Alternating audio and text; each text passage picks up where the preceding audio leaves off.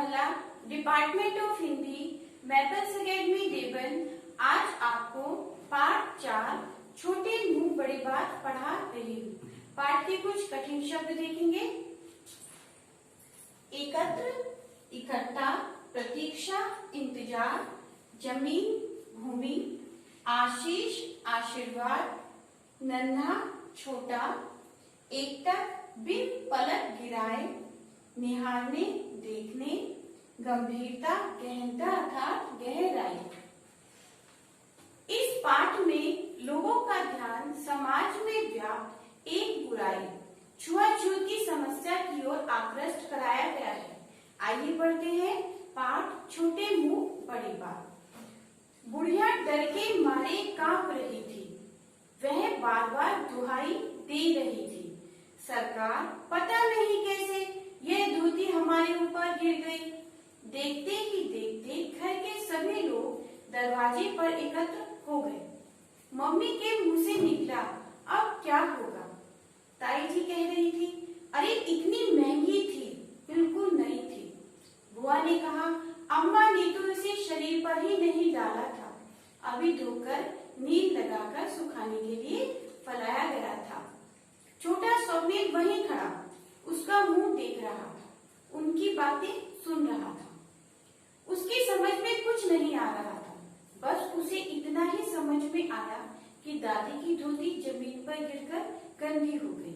वह भागा भागा दादी के कमरे में गया। दादी तख्ते पर बैठी थी। वह उनकी गोद में जा बैठा। दादी जी, आपकी नई धोती गंदी हो गई। घर के सभी लोग परेशान हैं। स्वप्निल ने कहा। दादी बोली, कोई बात नहीं, फिर से धुल जाएगी। तभी स्वप्निल की माँ वहाँ आई। उन्होंने बताया कि धोती हवा में उड़कर नीचे सफाई वाले के ऊपर गिर गई। यह सुनकर दादी जी थोड़ी देर चुप रही, फिर बोली, अच्छा ठीक है, धोती उस बुढ़िया को ही दे दो, जो हो गया सो हो गया।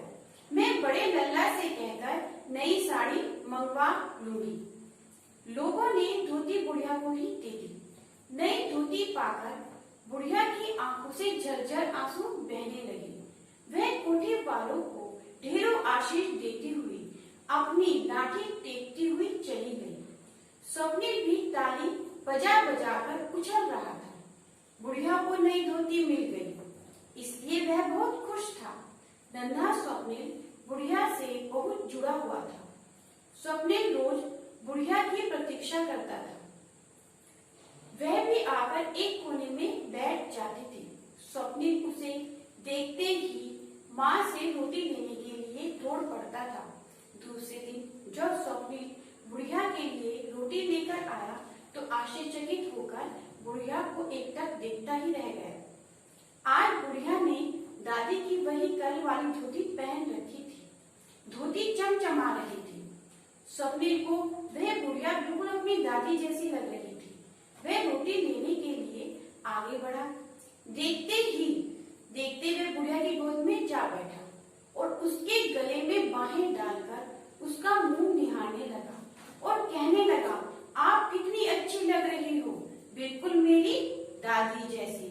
यह सुनकर बुढ़िया के मुंह से खुशी के मारे शब्द नहीं फूट रहे थे। तब तक मम्मी, ताई, बुआ, दादी सभी वहां आ गई। मम्मी ने कहा, ये क्या किया स्वप्निल? अपने सामने सभी को खड़ा देखकर स्वप्निल आंखें मटमटाते हुए कहने लगा, मम्मी अब तो मैं गंदा हो गया, क्या अब मुझे भी बुढ़िया दादी को ही दे दोगी? दादी, क्या बाजार से दूसरा स्वप्निल ले आओगी? बोला, अब आप लोग क्या करेंगी? दादी थोड़ी देर चुप रही, गंभीरता से स्थिति पर सोच विचार करती रही।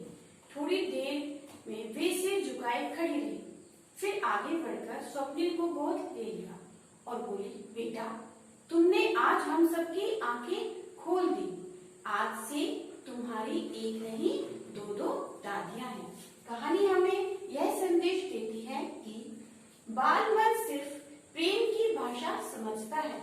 हमें बच्चों के मन में सदा सद्विचार ही प्रतिस्थापित करने चाहिए।